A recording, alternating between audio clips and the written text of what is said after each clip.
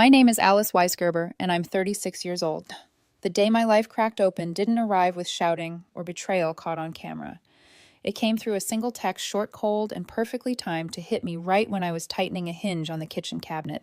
I'm tired of pretending I'm fulfilled. You're not enough for me. For a second, I thought it was a wrong number.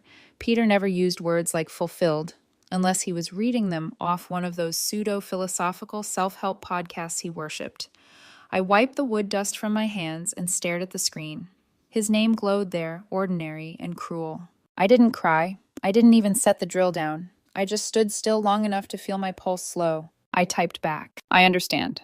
That was all. Peter Hale, my boyfriend of 3 years, the man who'd once sworn he couldn't sleep without hearing me breathe beside him, had finally declared me insufficient while I was fixing the cabinet he'd broken 2 months earlier. It almost felt poetic. The irony was heavy. For 2 years, I'd covered 80% of our rent. I'd paid his car insurance, half his wellness coach certification, and more than a few networking brunches that somehow always took place at rooftop bars. He'd promised his brand his vision would soon start paying off. He'd say, "You're so practical, Alice. You keep us grounded while I reach for more." I didn't realize he meant I was supposed to keep paying the rent while he reached for nothing at all. Our lease was ending in 2 weeks. I'd already talked with Mrs. Peterson, our landlord, about renewing. She was waiting for my signature. Peter assumed, like always, that I'd take care of it. He loved assumptions more than actual plans. So when I received that text, I didn't scream, beg, or write a breakup manifesto online. I just decided not to renew the lease. Let him discover what not enough felt like when the bills came due. That evening, he came home humming the scent of eucalyptus oil, announcing him before his voice did. "Alice," he said softly, like he was practicing empathy, "we should talk." He rehearsed his breakup like a TED Talk.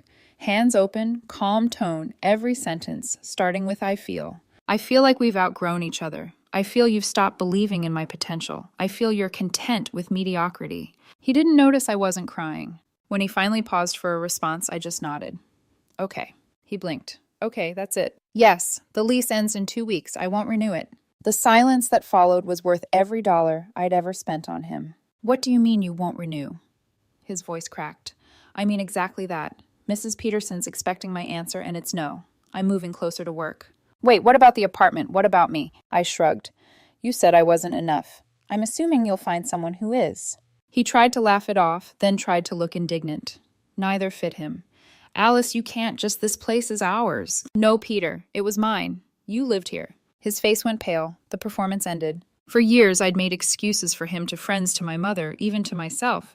He's just finding himself. He's going through a transition. He's an artist of emotion. But all he ever created was debt and discomfort. Now, for the first time, I didn't explain him away. I let the truth sit in the room between us, heavy and quiet. He followed me into the kitchen, voice trembling with the edges of panic.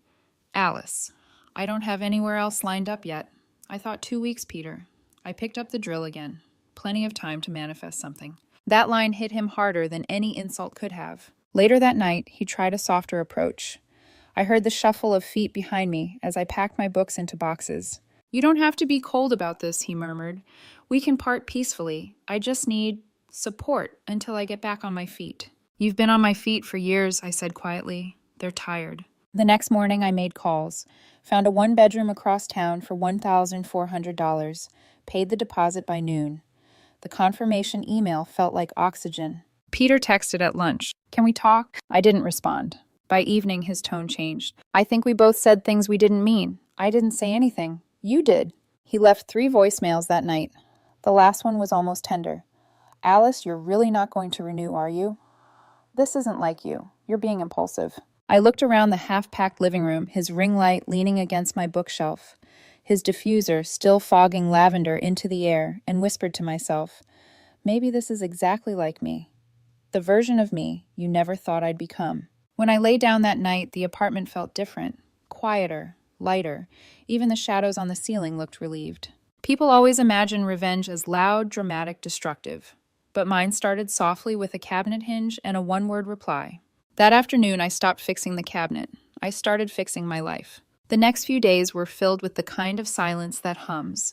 Peter had gone from sulking to overcompensating, blasting motivational playlists, and holding client calls that were clearly just him talking to himself on speakerphone. I stayed out of his way, packing 1 box at a time, labeling everything in neat, even letters. It wasn't anger that guided me anymore, it was precision. By the fourth night, he finally cracked. He stood in the doorway while I wrapped my glassware in old newspapers. "You're really doing this," he said, voice pitched somewhere between disbelief and panic. "Doing what I asked, not looking up. Leaving me like this. It's cruel, Alice. I said some things I didn't mean. You know that." I smiled faintly. "I do know. You meant them the first time and now you regret the consequences." He flinched. "I remember when we first moved in together." He couldn't stop smiling as I signed the lease, saying, "You're so decisive. I need that energy in my life." He'd meant it, until decisiveness meant I was capable of walking away. Now he hovered in his kitchen, still trying to turn the moment into one of his performative healing sessions. "You're shutting down emotionally, Alice. It's your defense mechanism." Or I said, folding bubble wrap, "It's my boundary finally holding." He sighed dramatically. "God, you make everything sound so cold. Where's your compassion?" I looked up then. "Compassion kept a roof over your head for 3 years. You spent it all." That night, I made myself a cup of chamomile tea and sat on the couch, the one I'd bought, when his startup savings mysteriously disappeared. He sat across from me, eyes glassy. "I thought you loved me," he whispered. "I did," I said. "But loving you turned into parenting you, and that's not love, it's exhaustion." The words hung in the air, heavy and true. He opened his mouth to argue, then closed it. For the first time, I saw something real flicker across his face, fear. Not of losing me, but of losing the lifestyle he'd built on my stability. The next morning, he tried a new tactic, nostalgia. He came into my room holding an old Polaroid of us at the beach. "Remember this day?" he asked. "You said you couldn't imagine life without me." I took the photo gently and placed it into a box labeled Past. Turns out, imagination's a skill you can learn. He blinked, stunned. Mrs. Peterson came by that afternoon to confirm I wasn't renewing. She gave me a look, half pity, half admiration, as Peter fumbled to charm her with talk about taking over the lease himself. She pursed her lips. "Mr. Hale, your income verification didn't pass. I'm sorry, but you'd need a cosigner." He turned to me. "Alice, you could just—" "No," I said before he finished. Her eyebrows lifted slightly as if she'd been waiting to see if I'd cave. When I didn't, she smiled. "I'll finalize the move-out inspection next week, Ms. Weisgerber." Peter's face drained of color. That evening, his brother Greg called me. We'd never been close, but I respected him. He worked hard, never asked for help. "Alice," he said, "Peter told me what's going on. Can't you give him a little time to get sorted? He's struggling." "I know," I replied. "He's been struggling since the day we met. I just stopped mistaking that for charm." "Come on, you two shared years together, and I'm grateful for the lessons. But I'm not his safety net, Greg. Not anymore." He exhaled. "He's not going to take this well." "I know." Later, Peter tried the empathy route again. He made dinner spaghetti with jarred sauce, the only thing he could cook. He poured 2 glasses of wine, lit candles like we were still us. "Let's talk," he said softly. I sat. I let him talk. He apologized, cried, even promised to rethink his priorities. And for a moment, I almost believed him. His tears looked real under candlelight. His voice cracked just right. Then I remembered how many times I'd seen him practice crying in the mirror for his influencer videos. I stood up, carrying my plate to the sink. "You should record this. It might go viral." He slammed his fist against the table. "Why are you being like this? I made a mistake." "No," I said, calm as a blade. "You made a choice. Mistakes are accidents. Choices have consequences." Over the next week, I watched his hope decay. He stopped pretending to meditate in the mornings. The essential oils went untouched. He barely posted on social media, which for Peter was equivalent to a public breakdown. He tried calling old friends, but none of them offered him a couch. They'd all lent him money at some point. I didn't need revenge. Reality was doing the work for me. Moving day came faster than expected. The movers arrived early, professional, and quiet. I directed them toward my furniture, and felt no guilt as they carried it out piece by piece. Peter stood frozen in the living room, wearing a robe he hadn't washed in a week. "You can't just take everything," he stammered. "It's all mine," I said gently. "You're welcome for the years of free use." He grabbed the back of a chair, voice trembling. "So what, I just live on the floor now?" "You live however you want, Peter. Isn't that freedom?" He didn't answer. When the last box was in the truck, I took one last look at the apartment. The walls were bare, the air finally clear. He followed me to the door, his voice breaking. "Please, Alice, don't leave me with nothing." "You have your ambition," I said, meeting his eyes. "That's what you wanted, remember?" And with that, I closed the door. As the truck pulled away, I looked through the rearview mirror and saw him standing in the window, small and bewildered. For years, I thought I'd need to burn bridges to escape him. Turns out all I had to do was stop rebuilding them. It took exactly 3 days for Peter to realize that independence was more expensive than he thought. Mrs. Peterson texted me a polite note. Your ex-partner tried to apply for the lease on his own. Unfortunately, his income verification did not meet requirements. I've informed him he'll need to vacate by the 15th. I reread the message twice, then tucked my phone away. No smile, no triumph. Just confirmation that the math still worked. $100 a month in income doesn't cover $100 in rent, no matter how manifested your vision board is. The next evening, my phone buzzed again. Peter. Peter, I need your help. Just for 1 month. Alice. No. Peter. You don't even want to hear the plan, Alice. I heard it for 3 years. He called right after the last message. I let it ring. Then another call. Then 5. By the 8th, I blocked his number. It didn't stop him. 2 days later, my notifications exploded. Peter had gone public. He posted a long caption on Instagram. After 3 years of emotional manipulation and financial control, I'm free. Healing is messy, but I choose myself. He tagged me in it. The post had a photo of him standing in the half-empty apartment holding a mug that used to be mine, the caption dripping with passive-aggressive victimhood. I stared at the screen and felt nothing. Just relief that everyone could finally see the person I'd been living with. By sunset, the comments section turned into a pity party. His friends wrote, "Stay strong, King. She never deserved your energy. Some women don't know how to nurture greatness." The irony was delicious. I didn't respond, didn't need to. Silence was the only language he didn't speak. Then came the escalation. One night, Evan, my best friend, called, laughter half muted through the line. "Alice, have you seen his new collab video?" "No," I said cautiously. "You might want to. It's called When Your Partner Tries to Dim Your Light. He's in your old kitchen giving relationship advice." I opened the link. There he was standing where I used to cook dinner, ring light casting halo shadows. Sometimes he said to the camera, voice trembling with manufactured emotion, "People say they love you, but what they mean is they love your potential." Behind him, I could see the dent on the wall where he'd thrown his phone during a past argument. Evan snorted. "You can't make this up. He's turning the breakup into content." "Let him," I said quietly. "He's finally working for his views." Still, the harassment crept in. Fake accounts messaged me. "You destroyed him. You stole everything. You'll regret leaving a visionary." A visionary who couldn't pay rent. The irony wasn't lost on me. A week later, Evan texted again. "You might want to check his stories. It's chaos." I hesitated, then looked. Peter had turned the apartment into a crash pad for his creative circle. 3 men and 2 women lounged on my old couch, drinking blasting music, hashtagging healing energy. One of them looked like a walking midlife crisis in a crop top. Another clip showed Peter smashing a cheap champagne bottle and shouting, "Out with the old energy." The old energy was my framed painting one I'd bought years before we met. It shattered on the tile. For a moment, I felt anger rise, but then it burned itself out. That painting had hung in a space that was already dead. He was just breaking what was left of the illusion. 2 days later, Mrs. Peterson called. "Ms. Weisgerber, I thought you should know the apartment's condition has declined. Loud music guests damages. I'm issuing a notice." "Do you need me to sign anything?" I asked. "No, dear. Just thought you'd want to know what kind of man you left behind." The following weekend, Evan and I met for brunch. "You're scaring me," he said between bites of toast. "You're too calm about this."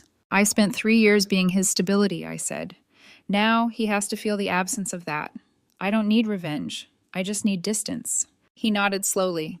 "Still, it's wild seeing someone implode in real time." "Let him.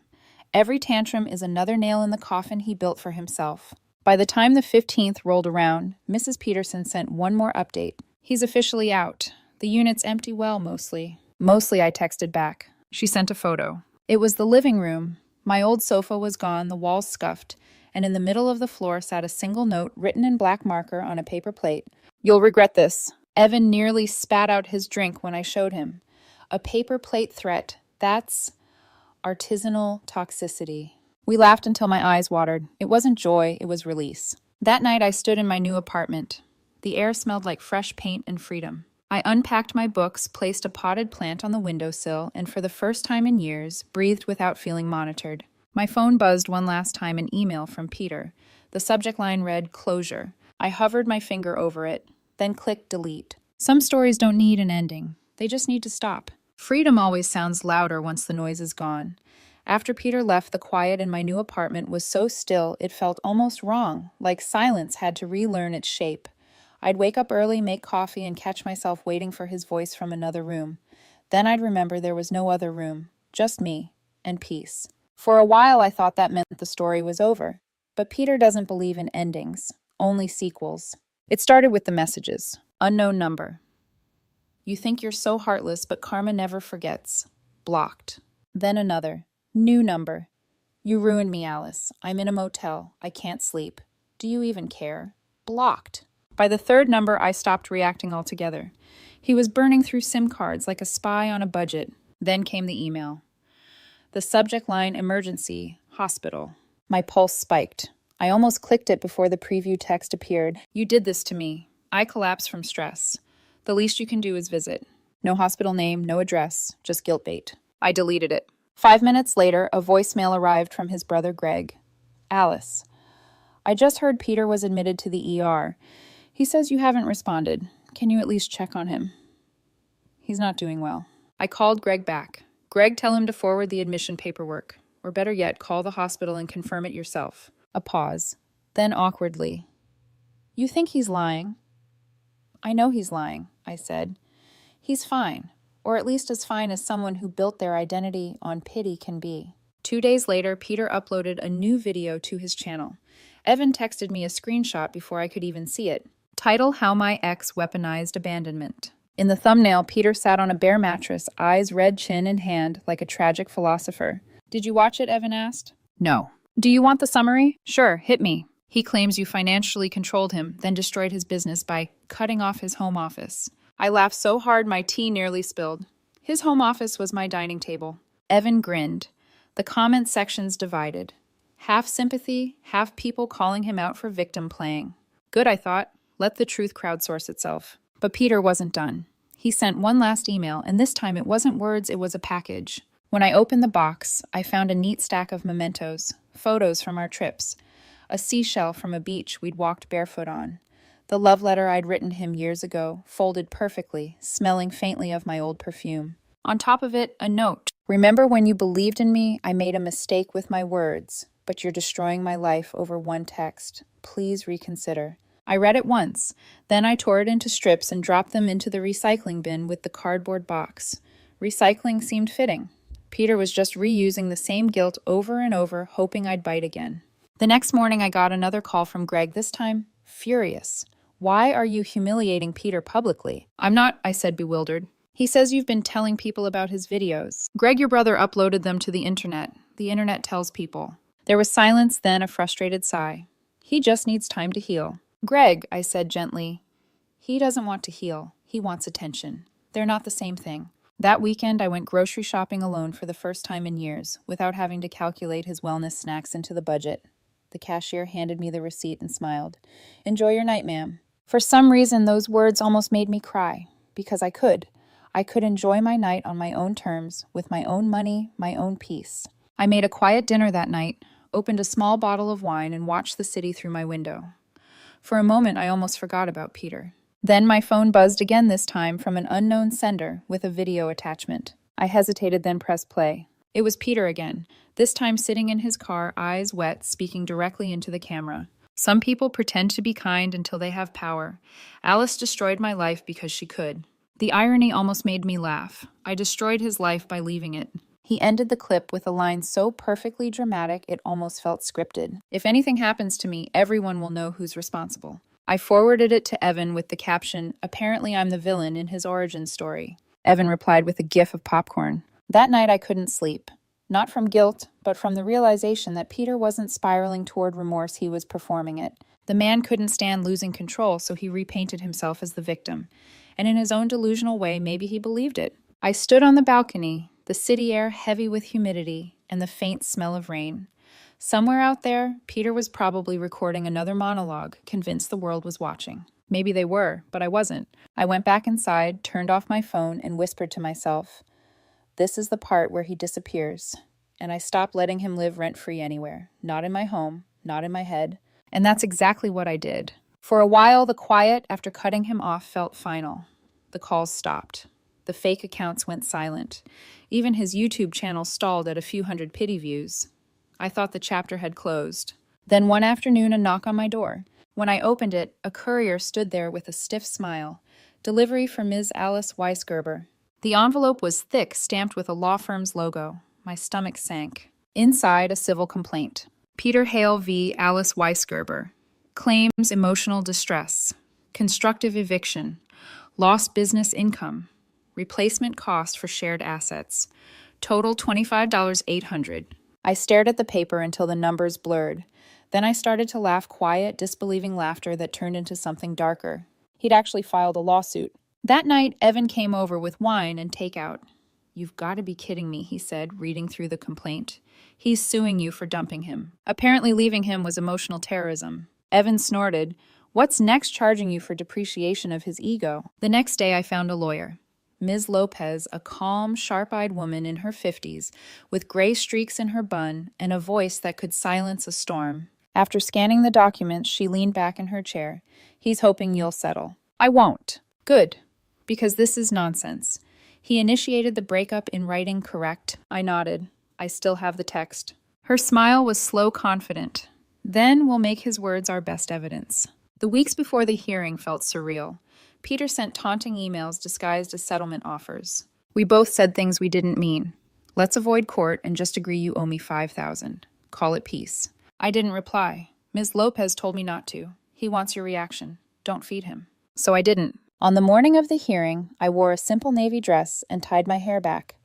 Ms. Lopez handed me a folder of exhibits, screenshots, receipts, emails. The text that started it all, highlighted in yellow. The courthouse smelled faintly of dust and coffee. Peter sat at the other table in a black suit 2 sizes too small, trying to look like a tragic protagonist. His lawyer, an eager young man with nervous energy, started dramatically. "Your Honor, my client was emotionally manipulated and abruptly abandoned. He suffered financial and psychological damages due to Ms. Weisgerber's actions." Ms. Lopez didn't even flinch. When it was her turn, she stood with quiet authority. "Your Honor, I'd like to submit Exhibit A, the text message Mr. Hale sent to my client ending their relationship." She read it aloud. "I'm tired of pretending I'm fulfilled. You're not enough for me." The courtroom went still. Peter shifted uncomfortably in his chair. His lawyer stammered. That text was taken out of context." The judge raised an eyebrow. "Did your client write this message?" "Yes, but..." "Then context seems irrelevant." Ms. Lopez continued calmly. "After receiving that message, my client chose not to renew the lease they jointly held. Mr. Hale did not meet income verification requirements and was therefore required to vacate. Ms. Weisgerber moved out, taking only items she could prove she purchased. She handed over receipts, dozens of them. Couches, appliances, furniture, every piece documented in her meticulous handwriting." The judge skimmed the papers. "And you claim emotional distress because she declined to continue housing you." Peter leaned forward. "She ruined my business. My clients left after she made me look unstable." Ms. Lopez's eyebrow arched. "You're referring to the self-recorded videos in which you accused Ms. Weisgerber of emotional abuse." He froze. "Those were expressions of art," he muttered. The judge sighed. "Mr. Hale, I'm struggling to see any legal wrongdoing here. You ended the relationship. Ms. Weisgerber declined to continue financially supporting you. That's not abandonment, it's autonomy." Peter's lawyer tried one final push. "Your Honor, surely there's a moral obligation here." The judge cut him off. "I'm here for legal obligations, counselor, not moral ones." A small ripple of laughter passed through the courtroom. When the verdict came, it was short and sharp. Case dismissed. Plaintiff to pay defendant's legal fees, $3,200. Peter went pale. His jaw worked soundlessly. "I can't afford that." The judge looked unmoved. "Then you probably shouldn't have filed a frivolous lawsuit." When the gavel fell, it sounded like closure. Outside the courthouse, sunlight spilled over the steps. Ms. Lopez handed me a copy of the ruling. "Congratulations, Ms. Weisgerber. You handled this beautifully." "I didn't do much," I said quietly. "I just stopped engaging." She smiled knowingly. "That's usually what they can't stand." Evan met me at a cafe across the street. "So tell me everything." "Dismissed. With fees." He whistled. "I hope he live streams his heartbreak again. I'd pay to watch him pretend this is all part of his healing journey." I laughed, really laughed, for the first time in months. That night I opened a bottle of wine at home and read through the court order again. Peter's words, his accusations, all officially nullified. It wasn't triumph, I felt it was release. He had thrown everything at me, guilt, lies, legal threats. But the truth stood clean and unshakable. I poured another glass and whispered into the stillness, justice doesn't always roar. Sometimes it just exhales. For a few weeks after the court ruling, I almost believed that was the end. I thought maybe finally Peter would vanish into the haze of his own failures. But people like him don't fade quietly. They detonate. The implosion began online. He went live on Instagram at 2 a.m., ranting for 30 minutes straight. The system's corrupt. The judge was biased. My ex bought everyone off. His followers, those still hanging on, out of curiosity, filled the comments with half-hearted hearts and eye-roll emojis. When he started crying midstream and quoting Nietzsche about great men being misunderstood, someone screen-recorded it. By morning, he'd gone viral for the wrong reasons. Even Evan texted me a link. Congrats, you're officially the villain in his tragic docuseries. I just sighed. Let him talk. I'm done being a character in his fiction. Then the meltdown escalated from digital to real. One Saturday, I woke up to a call from Mrs. Peterson. Alice, I don't mean to alarm you, dear, but your ex came back to the old apartment building. He was yelling about betrayal. The police escorted him off the property. Is he okay? I asked out of reflex. She hesitated. He will be once reality finishes teaching him. 3 nights later, I came home to something worse. My apartment door was scratched. The paint on my car door slashed in jagged lines, and taped to the windshield a note written in black marker. This is what you deserve. The air felt colder than it should have. I called the police. The responding officer was calm, efficient. He took photos, filed a report, told me to change my locks and keep my phone nearby. When he left, I sat on the couch staring at the window reflection of myself. My hands were shaking, not from fear, but from disbelief that he'd actually crossed the line into crime. 2 days later, Ms. Lopez called. The vandalism report came through. It's serious enough for charges. He posted your address online, didn't he? My stomach dropped. What? She sighed. He made a post on social media last night, encouraging people to let you know what they think of women who destroy men. It's still up, but we've captured screenshots. By evening, the police had a warrant. Peter Hale was arrested for harassment, vandalism, and incitement. I got the news through Greg of all people. He left a message, Alice, he's in jail. I know he did this to himself, but thank you for not pressing more charges. I didn't respond. That night, the phone rang again. A number I didn't recognize, a jail number. I let it go to voicemail. Then, curiosity or closure made me play it. Alice, please, I need bail money, just $2,000. I'll sign anything. I'll disappear. I swear, I've lost everything. His voice cracked, desperate and hollow, the kind of sound I used to rush toward fixing. Now it just sounded like freedom confirming itself. I deleted the message. Evan came over the next morning with coffee and his usual chaos. I can't believe he actually went full Lifetime movie villain, he said. So, what now? Press charges, celebrate. Neither, I said softly. I'm just going to live. He smiled. That might be the best revenge of all. A few weeks later, Peter pled guilty to harassment and vandalism, probation community service restitution for damages, $4 or $100, to repair my car and door. The irony of him finally paying me back wasn't lost on anyone. His influencer page disappeared. His followers moved on to the next drama. 6 months passed. The city bloomed again.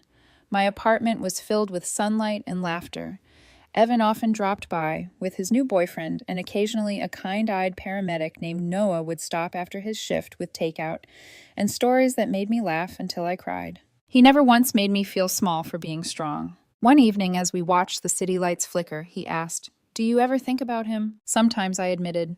Not because I miss him more, because I can't believe I once mistook chaos for passion. Noah nodded. That's how we learn what peace actually feels like. Later that night, I got an envelope in the mail, handwritten, no return address. Inside was a letter, the handwriting unmistakable. I've changed. I see now how wrong I was. You were the only one who ever really believed in me. I hope one day you'll forgive me.